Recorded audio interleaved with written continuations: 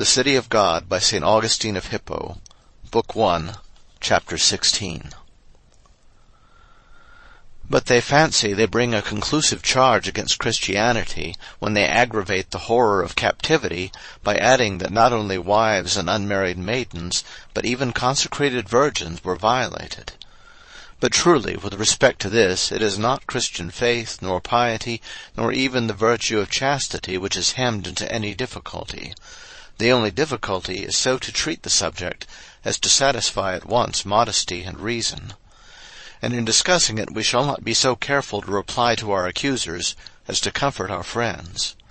Let this, therefore, in the first place be laid down as an unassailable position, that the virtue which makes the life good has its throne in the soul, and thence rules the members of the body, which becomes holy in virtue of the holiness of the will.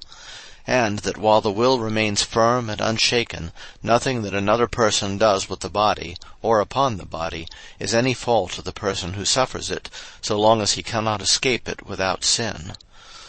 But as not only pain may be inflicted, but lust gratified on the body of another, whenever anything of this latter kind takes place, shame invades even a thoroughly pure spirit, from which modesty has not departed.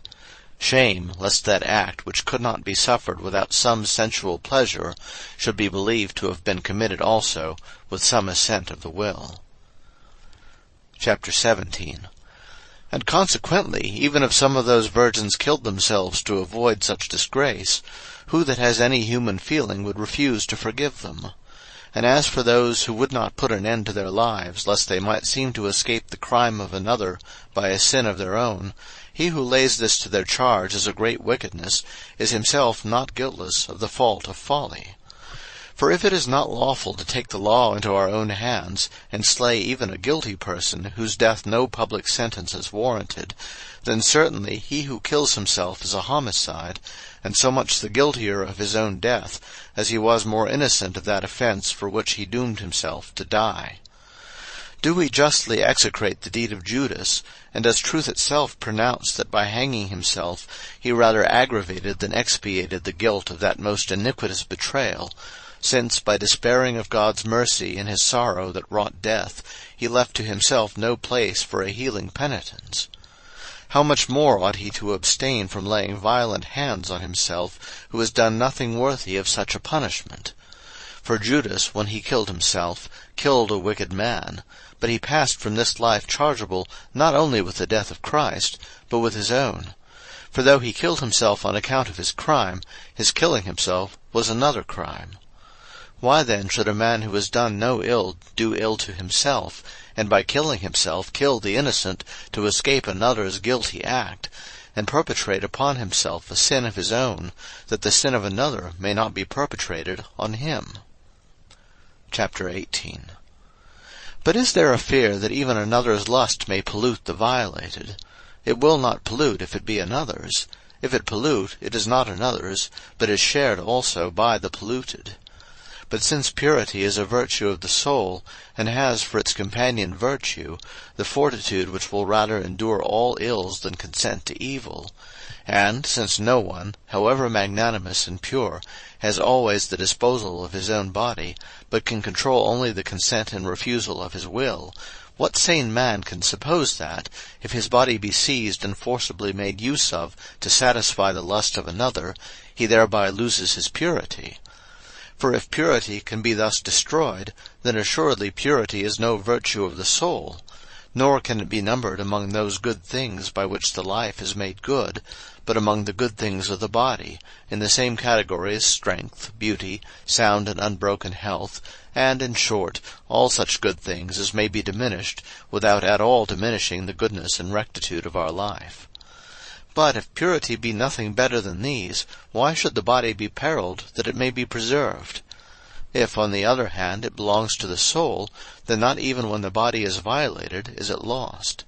Nay more, the virtue of holy continence, when it resists the uncleanness of carnal lust, sanctifies even the body, and therefore when this continence remains unsubdued, even the sanctity of the body is preserved, because the will to use it holily remains, and, so far as lies in the body itself, the power also. For the sanctity of the body does not consist in the integrity of its members, nor in their exemption from all touch, for they are exposed to various accidents which do violence to and wound them, and the surgeons who administer relief often perform operations that sicken the spectator. A midwife, suppose, has, whether maliciously or accidentally, or through unskilfulness, destroyed the virginity of some girl while endeavoring to ascertain it.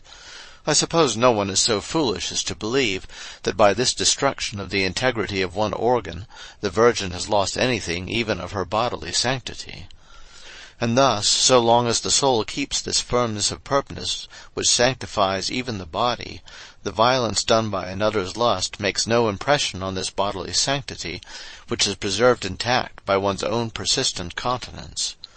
Suppose a virgin violates the oath she has sworn to God, and goes to meet her seducer with the intention of yielding to him, shall we say that as she goes she is possessed even of bodily sanctity, when already she has lost and destroyed that sanctity of soul which sanctifies the body? Far be it from us to so misapply words. Let us rather draw this conclusion, that while the sanctity of the soul remains even when the body is violated, the sanctity of the body is not lost, and that, in like manner, the sanctity of the body is lost when the sanctity of the soul is violated, though the body itself remains intact. And therefore a woman who has been violated by the sin of another, and without any consent of her own, has no cause to put herself to death. Much less has she cause to commit suicide in order to avoid such violation, for in that case she commits certain homicide to prevent a crime which is uncertain as yet, and not her own. Chapter 19. This then is our position, and it seems sufficiently lucid. We maintain that when a woman is violated while her soul admits no consent to the iniquity, but remains inviolably chaste, the sin is not hers, but his who violates her. But do they against whom we have to defend not only the souls, but the sacred bodies too of these outraged Christian captives, do they perhaps dare to dispute our position? But all know how loudly they extol the purity of Lucretia, that noble matron of ancient Rome. When King Tarquin's son had violated her body, she made known the wickedness of this young profligate to her husband Collatinus, and to Brutus her kinsman, men of high rank and full of courage, and bound them by an oath to avenge it. Then, heartsick, and unable to bear the shame, she put an end to her life. What shall we call her? An adulteress, or chaste? There is no question which she was. Not more happily than truly did a declaimer say of this sad occurrence, "Here was a marvel. There were two, and only one committed adultery." Most forcibly and truly spoken. For this declaimer, seeing in the union of the two bodies the foul lust of the one, and the chaste will of the other, and giving heed not to the contact of the bodily members, but to the wide diversity of their souls, says, "There were two, but the adultery was committed only by one." But how is it that she who was no partner to the crime bears the heavier punishment of the two? For the adulterer was only banished along with his father, she suffered the extreme penalty. If that was not impurity by which she was unwillingly ravished, then this is not justice by which she, being chaste, is punished. To you I appeal, ye laws and judges of Rome. Even after the perpetration of great enormities, you do not suffer the criminal to be slain untried. If then one were to bring to your bar this case, and were to prove to you that a woman not only untried, but chaste and innocent had been killed, would you not visit the murderer with punishment proportionably severe?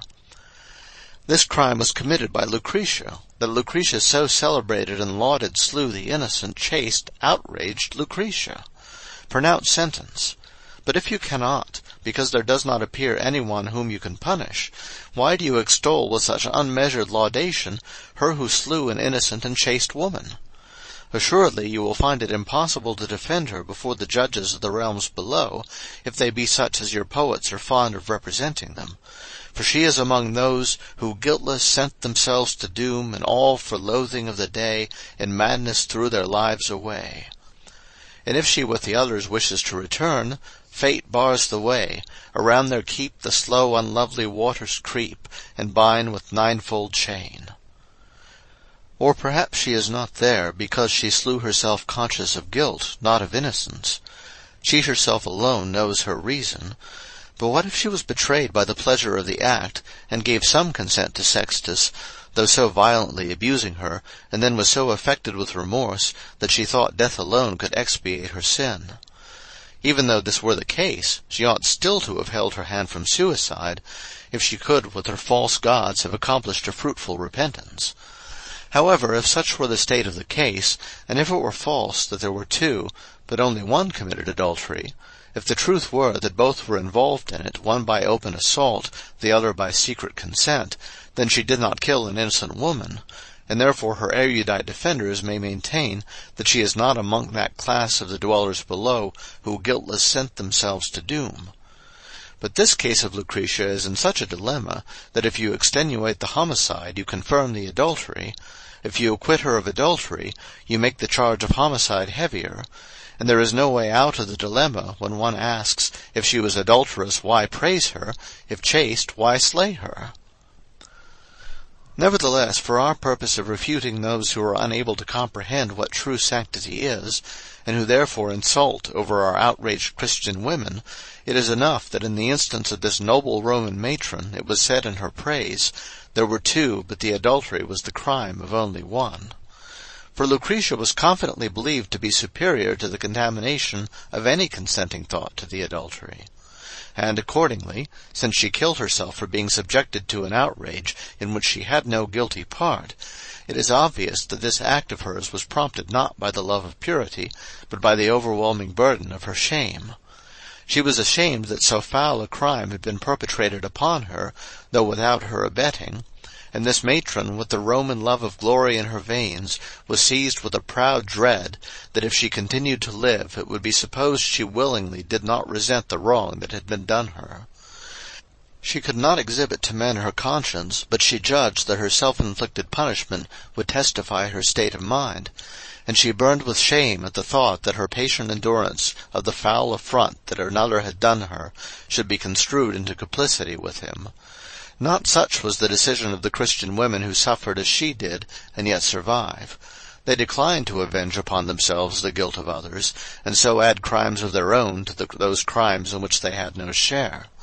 For this they would have done had their shame driven them to homicide, as the lust of their enemies had driven them to adultery.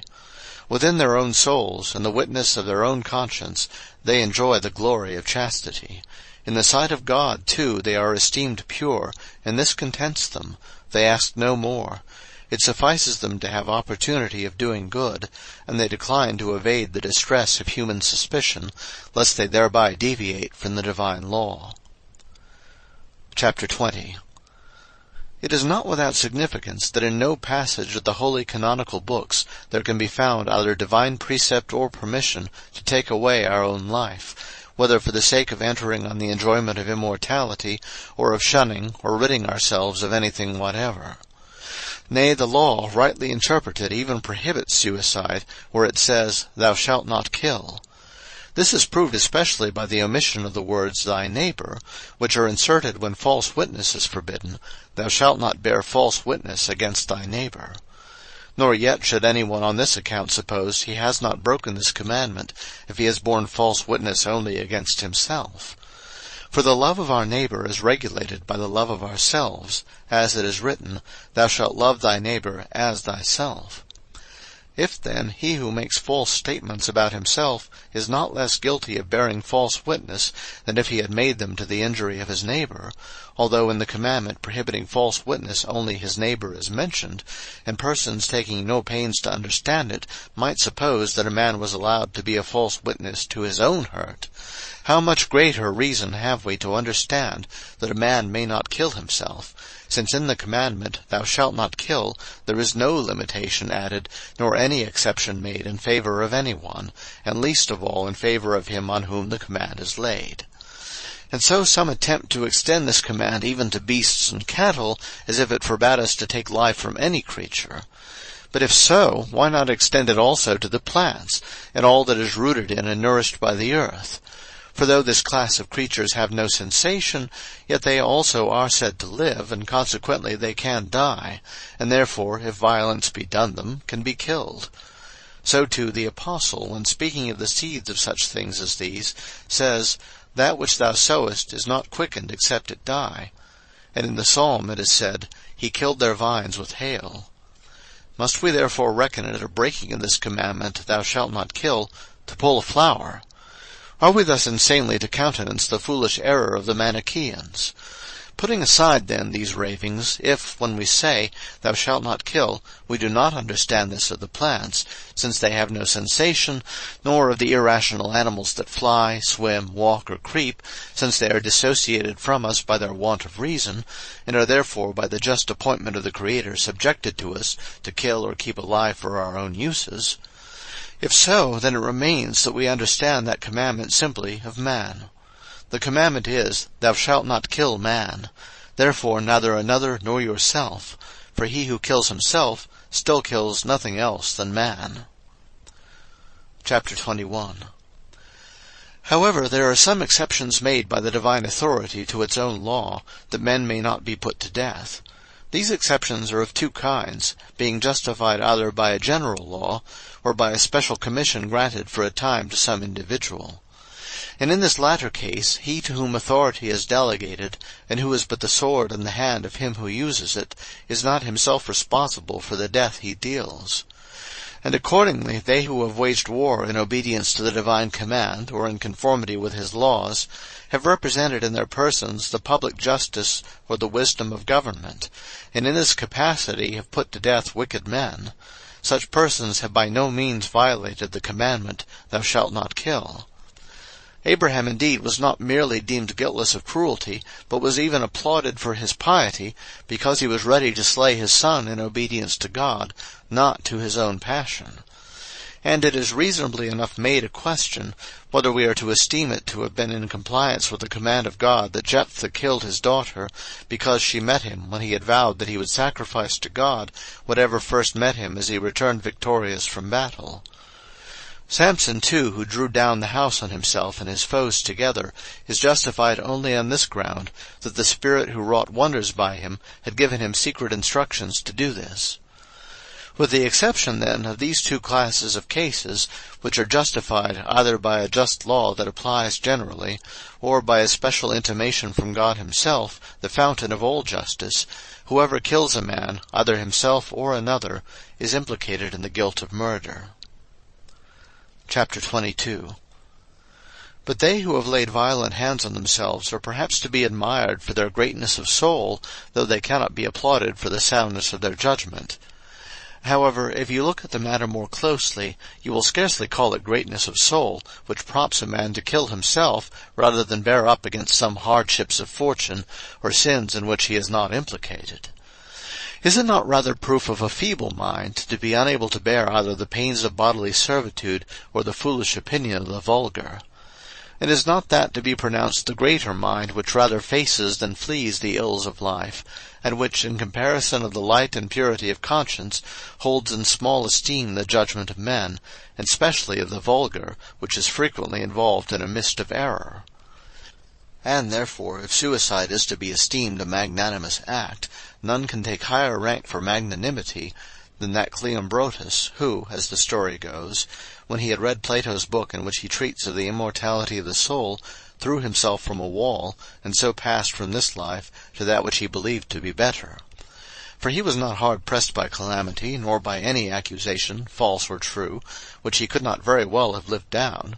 There was, in short, no motive but only magnanimity urging him to seek death, and break away from the sweet detention of this life.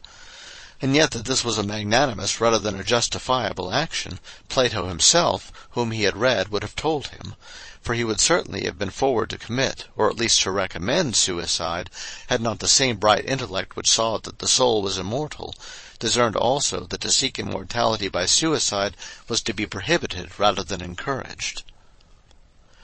Again, it is said that many have killed themselves to prevent an enemy doing so. But we are not inquiring whether it has been done, but whether it ought to have been done.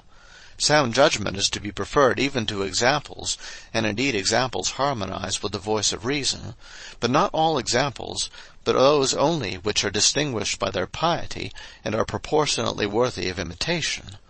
For suicide we cannot cite the example of patriarchs, prophets, or apostles. though our Lord Jesus Christ, when he admonished them to flee from city to city if they were persecuted, might very well have taken that occasion to advise them to lay violent hands on themselves, and so escape their persecutors. But seeing he did not do this, nor propose this mode of departing this life, though he were addressing his own friends for whom he had promised to prepare everlasting mansions, it is obvious that such examples as are produced from the nations that forget God give no warrant of imitation to the worshippers of the one true God. Chapter 23. Besides Lucretia, of whom enough has already been said, our advocates of suicide have some difficulty in finding any other prescriptive example, unless it be that of Cato, who killed himself at Utica. His example is appealed to, not because he was the only man who did so, but because he was so esteemed as a learned and excellent man, that it could plausibly be maintained that what he did was and is a good thing to do.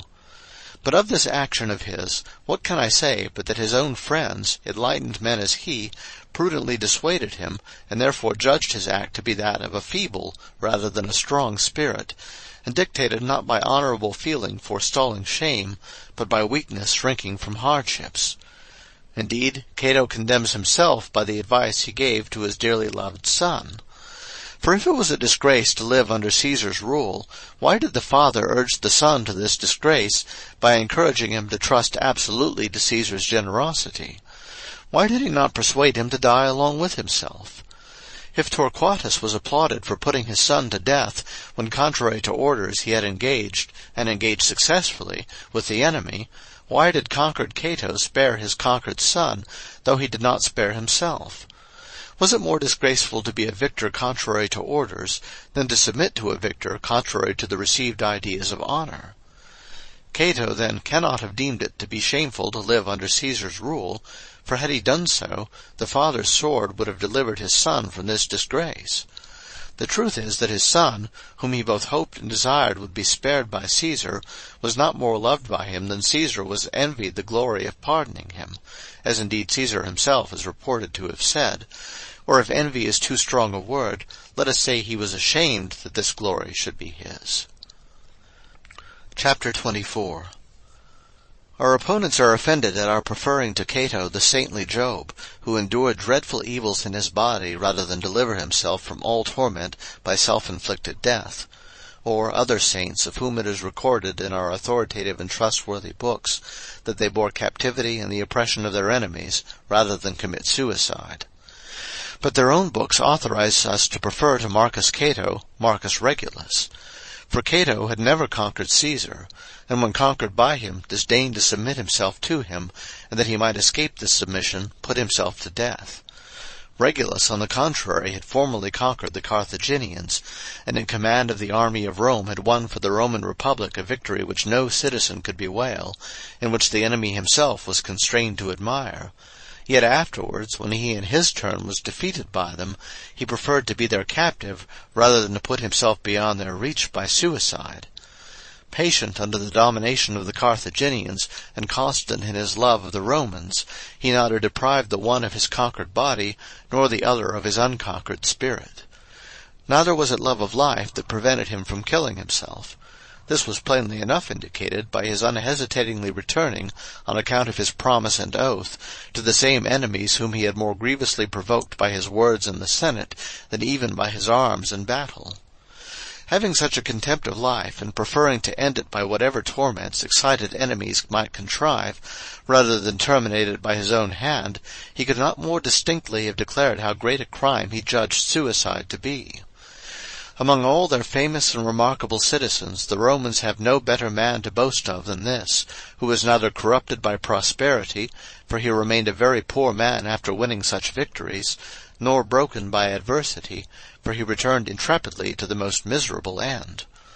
But if the bravest and most renowned heroes, who had but an earthly country to defend, and who, though they had but false gods, yet rendered them a true worship, and carefully kept their oath to them, if these men, who by the custom and right of war put conquered enemies to the sword, yet shrank from putting an end to their own lives even when conquered by their enemies, if, though they had no fear at all of death, they would yet rather suffer slavery than commit suicide, how much rather must Christians, the worshippers of the true God, the aspirants to a heavenly citizenship, shrink from this act, if in God's providence they have been for a season delivered into the hands of their enemies to prove or to correct them.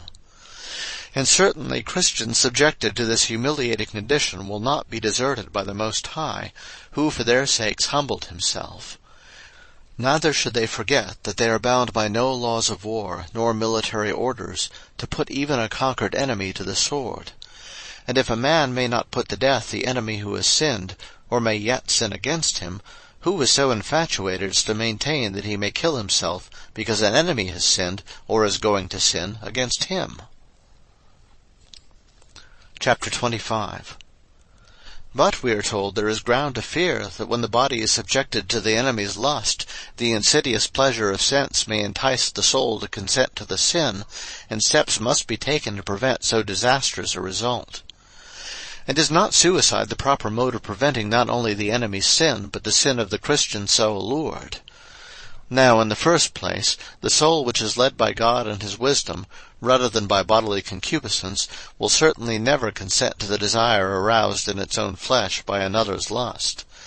And at all events, if it be true, as the truth plainly declares, that suicide is a detestable and damnable wickedness, who is such a fool as to say, "Let us sin now, that we may obviate a possible future sin. Let us now commit murder, lest we perhaps afterwards should commit adultery"? If we are so controlled by iniquity that innocence is out of the question, and we can at best but make a choice of sins, is not a future and uncertain adultery preferable to a present and certain murder?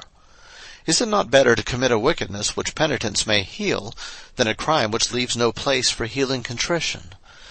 I say this for the sake of those men or women who fear that they may be enticed into consenting to their violator's lust, and think they should lay violent hands on themselves, and so prevent, not another's sin, but their own. But far be it from the mind of a Christian confiding in God, and resting in the hope of his aid. Far be it, I say, from such a mind to yield a shameful consent to pleasures of the flesh, howsoever presented.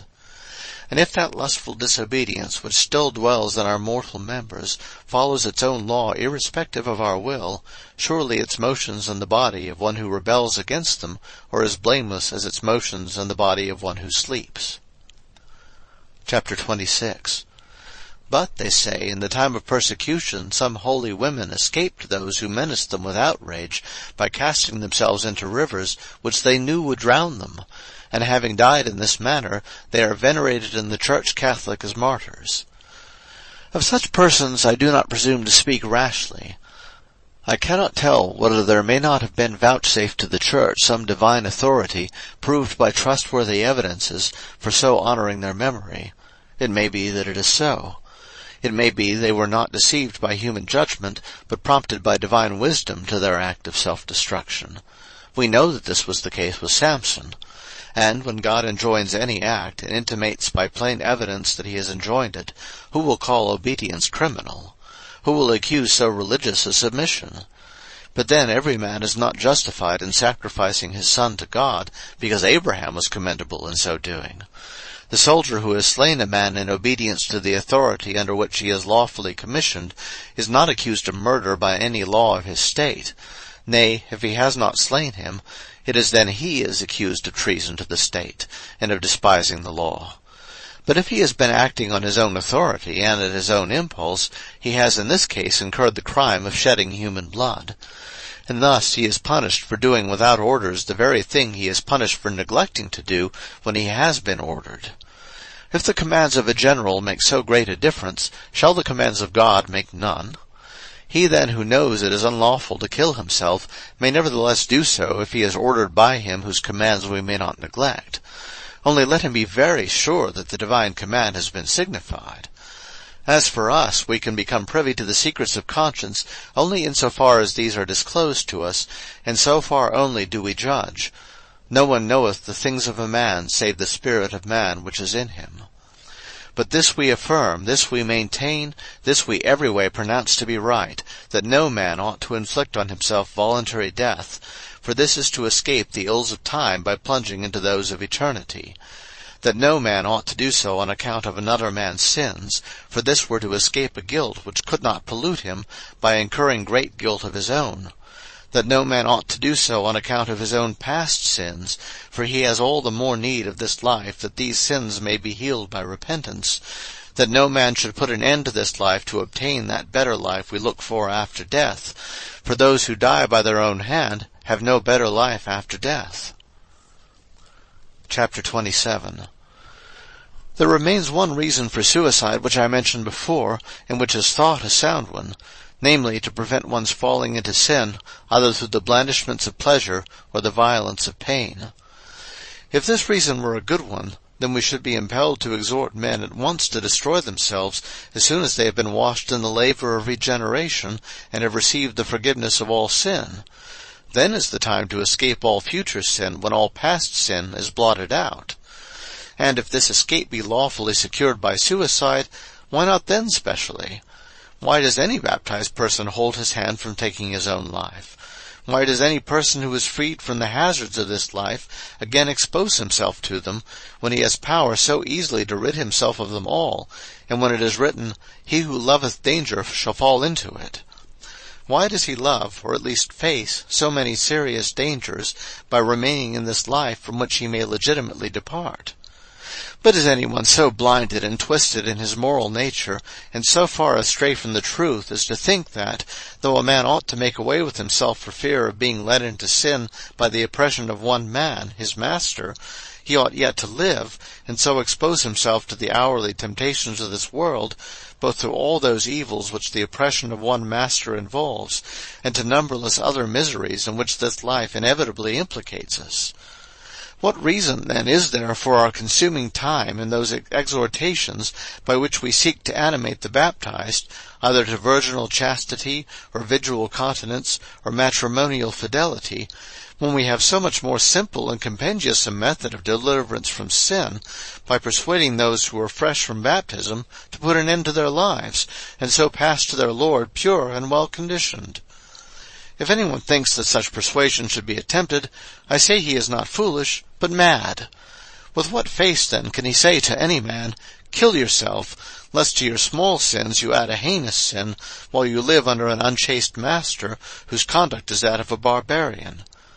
How can he say this if he cannot without wickedness say, "Kill yourself, now that you are washed from all your sins, lest you fall again into similar or even aggravated sins," while you live in a world which has such power to allure by its unclean pleasures, to torment by its horrible cruelties, to overcome by its errors and terrors? It is wicked to say this. It is therefore wicked to kill oneself. For if there could be any just cause of suicide, this were so. And since not even this is so, there is none. Chapter 28. Let not your life then be a burden to you, ye faithful servants of Christ, though your chastity was made the sport of your enemies. You have a grand and true consolation, if you maintain a good conscience, and know that you did not consent to the sins of those who were permitted to commit sinful outrage upon you. And if you should ask why this permission was granted, indeed it is a deep providence of the Creator and Governor of the world, and unsearchable are his judgments, and his ways past finding out. Nevertheless, faithfully interrogate your own souls, whether ye have not been unduly puffed up by your integrity and continence and chastity, and whether ye have not been so desirous of the human praise that is accorded to these virtues, that ye have envied some who possessed them. I, for my part, do not know your hearts, and therefore I make no accusation. I do not even hear what your hearts answer when you question them. And yet, if they answer that it is as I have supposed it might be, do not marvel that you have lost that by which you can win men's praise, and retain that which cannot be exhibited to men. If you did not consent to sin, it was because God added his aid to his grace, that it might not be lost, and because shame before men succeeded to human glory, that it might not be loved. But in both respects even the faint-hearted among you have a consolation, approved by the one experience, chastened by the other, justified by the one, corrected by the other. As to those whose hearts, when interrogated, reply that they have never been proud of the virtue of virginity, widowhood, or matrimonial chastity, but, condescending to those of low estate, rejoice with trembling in these gifts of God, and that they have never envied any one the like excellences of sanctity and purity, but rose superior to human applause, which is wont to be abundant in proportion to the rarity of the virtue applauded, and rather desired that their own number be increased, than that by the smallness of their numbers each of them should be conspicuous. Even such faithful women, I say, must not complain that permission was given to the barbarians so grossly to outrage them, nor must they allow themselves to believe that God overlooked their character when he permitted acts which no one with impunity commits. For some most flagrant and wicked desires are allowed free play at present by the secret judgment of God, and are reserved to the public and final judgment.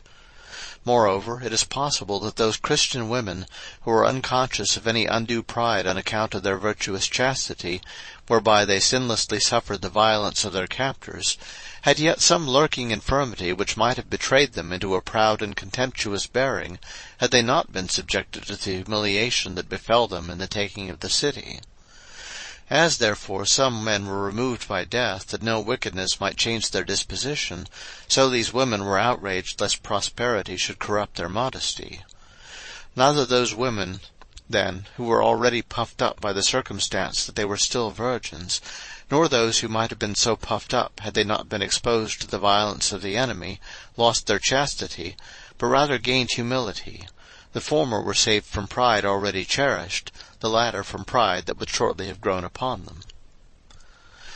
We must further notice that some of these sufferers may have conceived that continence is a bodily good, and abides so long as the body is inviolate, and did not understand that the purity both of the body and the soul rests on the steadfastness of the will strengthened by God's grace, and cannot be forcibly taken from an unwilling person. From this error they are probably now delivered. For when they reflect how conscientiously they served God, and when they settle again to the firm persuasion that he can in no wise desert those who so serve him, and so invoke his aid, and when they consider, what they cannot doubt, how pleasing to him is chastity, they are shut up to the conclusion that he could never have permitted these disasters to befall his saints, if by them that saintliness could be destroyed which he himself had bestowed upon them, and delights to see in them. Chapter 29. The whole family of God, most high and most true, has therefore a consolation of its own, a consolation which cannot deceive, and which has in it a surer hope than the tottering and falling affairs of earth can afford. They will not refuse the discipline of this temporal life, in which they are schooled for life eternal, nor will they lament their experience of it, for the good things of earth they use as pilgrims who are not detained by them, and its ills either prove or improve them. And as for those who insult over them in their trials, and when ills befall them say, "Where is thy God?" we may ask them where their gods are when they suffer the very calamities for the sake of avoiding which they worship their gods, or maintain they ought to be worshipped. For the family of Christ is furnished with its reply. Our God is everywhere present, holy everywhere, not confined to any place. He can be present unperceived and be absent without moving. When he exposes us to adversities, it is either to prove our perfections or correct our imperfections, and in return for our patient endurance of the sufferings of time, he reserves for us an everlasting reward.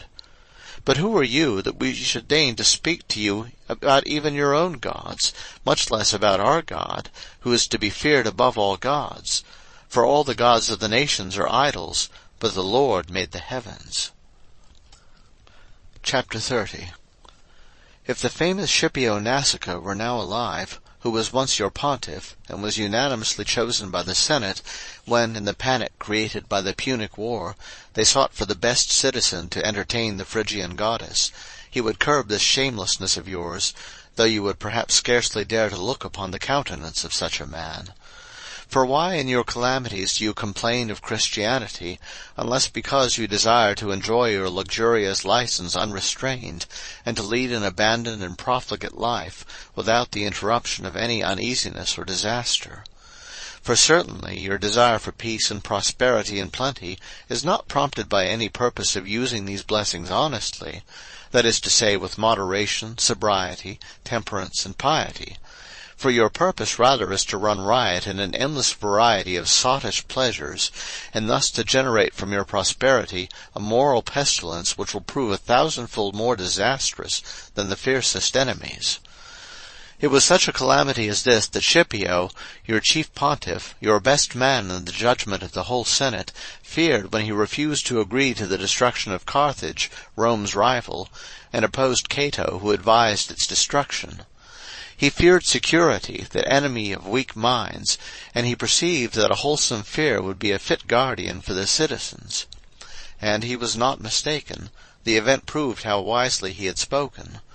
For when Carthage was destroyed, and the Roman Republic delivered from its great cause of anxiety, a crowd of disastrous evils forthwith resulted from the prosperous condition of things. First, concord was weakened and destroyed by fierce and bloody seditions, then followed by a concatenation of baleful causes, civil wars, which brought in their train such massacres, such bloodshed, such lawless and cruel prescription and plunder, that those Romans who, in the days of their virtue, had expected injury only at the hands of their enemies, now that their virtue was lost, suffered greater cruelties at the hands of their fellow citizens. The lust of rule, which with other vices existed among the Romans in more unmitigated intensity than among any other people, after it had taken possession of the more powerful few, subdued under its yoke the rest, worn and wearied. Chapter 31. For at what stage would that passion rest when once it has lodged in a proud spirit, until by a succession of advances it has reached even the throne? And to obtain such advances nothing avails but unscrupulous ambition. But unscrupulous ambition has nothing to work upon, save in a nation corrupted by avarice and luxury. Moreover, a people becomes avaricious and luxurious by prosperity, and it was this which that very prudent man Nasica was endeavoring to avoid when he opposed the destruction of the greatest, strongest, wealthiest city of Rome's enemy. He thought that thus fear would act as a curb on lust, and that lust being curbed would not run riot in luxury, and that luxury being prevented avarice would be at an end, and that these vices being banished, virtue would flourish and increase the great profit of the state, and liberty, the fit companion of virtue, would abide unfettered. For similar reasons, and animated by the same considerate patriotism, that same chief pontiff of yours, I still refer to him who was adjudged Rome's best man without one dissentient voice, threw cold water on the proposal of the Senate to build a circle of seats round the theatre, and in a very weighty speech warned them against allowing the luxurious manners of Greece to sap the Roman manliness, and persuaded them not to yield to the enervating and emasculating influence of foreign licentiousness.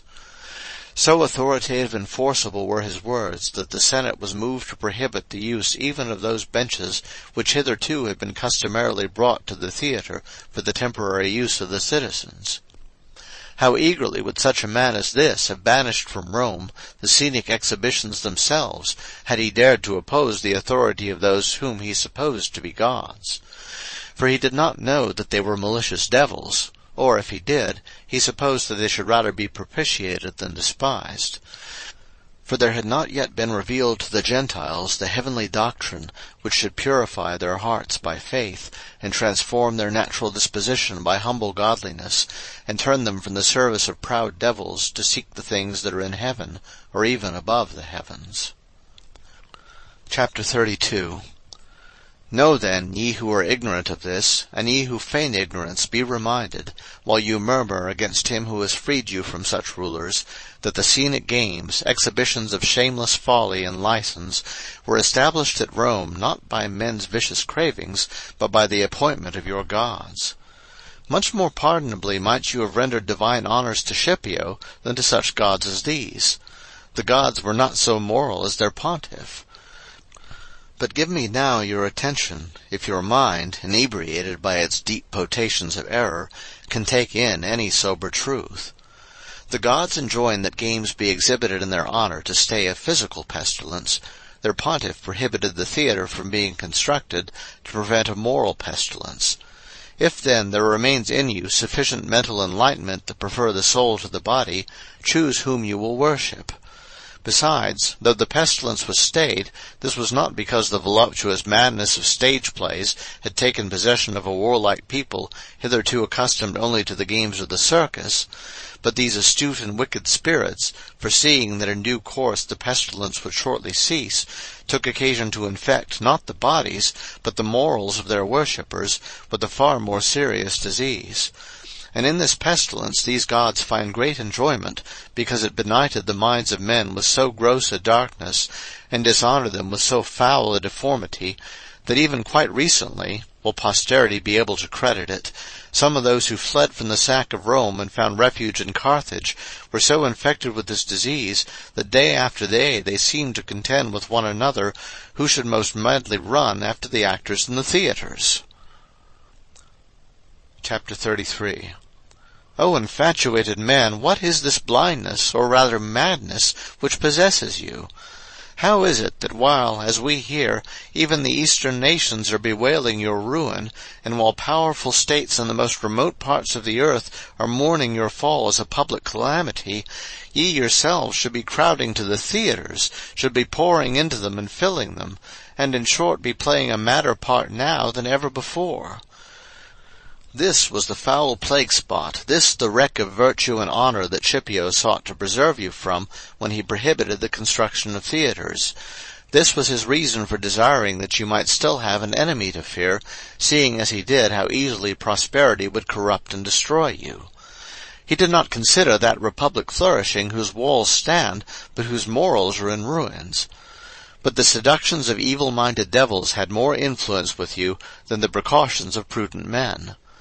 Hence the injuries you do you will not permit to be imputed to you, but the injuries you suffer you impute to Christianity.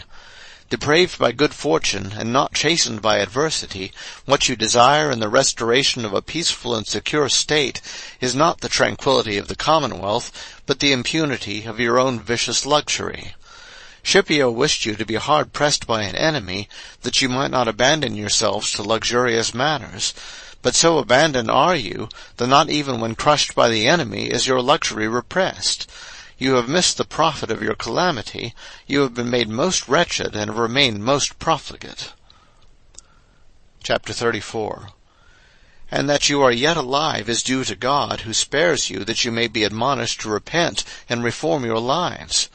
It is he who has permitted you, ungrateful as you are, to escape the sword of the enemy, by calling yourselves his servants, or by finding asylum in the sacred places of the martyrs. It is said that Romulus and Remus, in order to increase the population of the city they founded, opened a sanctuary in which every man might find asylum and absolution of all crime, a remarkable foreshadowing of what has recently occurred in honor of Christ. The destroyers of Rome followed the example of its founders. But it was not greatly to their credit that the latter, for the sake of increasing the number of their citizens, did that which the former have done, lest the number of their enemies should be diminished. Chapter 35. Let these and similar answers, if any fuller and fitter answers can be found, be given to their enemies by the redeemed family of the Lord Christ, and by the pilgrim city of King Christ. But let this city bear in mind that among her enemies lie hid those who are destined to be fellow citizens, that she may not think it a fruitless labor to bear what they inflict as enemies, until they become confessors of the faith. So, too, as long as she is a stranger in the world, the city of God has in her communion, and bound to her by the sacraments, some who shall not eternally dwell in the lot of the saints. Of these, some are not now recognized. Others declare themselves, and do not hesitate to make common cause with our enemies in murmuring against God, whose sacramental badge they wear. These men you may today see thronging the churches with us, tomorrow crowding the theatres with the godless. But we have the less reason to despair of the reclamation even of such persons, if among our most declared enemies there are now some, unknown to themselves, who are destined to become our friends. In truth, these two cities are entangled together in this world, and intermixed until the last judgment effects their separation. I now proceed to speak, as God shall help me, of the rise, progress, and end of these two cities. And what I write for the glory of the city of God, that being placed in comparison with the other, it may shine with a brighter luster. Chapter 36. But I have still some things to say in confutation of those who refer the disasters of the Roman Republic to our religion, because it prohibits the offering of sacrifices to the gods. For this end I must recount all, or as many as may seem sufficient, of the disasters which befell that city and its subject provinces before these sacrifices were prohibited. For all these disasters they would doubtless have attributed to us, if at that time our religion had shed its light upon them, and had prohibited their sacrifices. I must then go on to show what social well-being the true God, in whose hand are all kingdoms, vouchsafed to grant to them, that their empire might increase. I must show why he did so, and how their false gods, instead of at all aiding them, greatly injured them by guile and deceit. And, lastly, I must meet those who, when on this point convinced and confuted by irrefragable proofs, endeavor to maintain that they worship the gods, not hoping for the present advantages of this life, but for those which are to be enjoyed after death. And this, if I am not mistaken, will be the most difficult part of my task, and will be worthy of the loftiest argument. For we must then enter the lists with the philosophers, not the mere common herd of philosophers, but the most renowned, who in many points agree with ourselves as regarding the immortality of the soul, and that the true God created the world, and by his providence rules all he has created.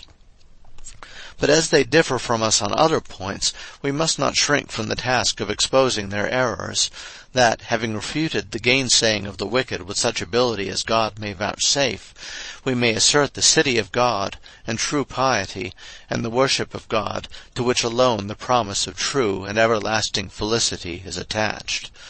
Here, then, let us conclude, that we may enter on these subjects in a fresh book. End of Book 1, Chapters 16 through 36.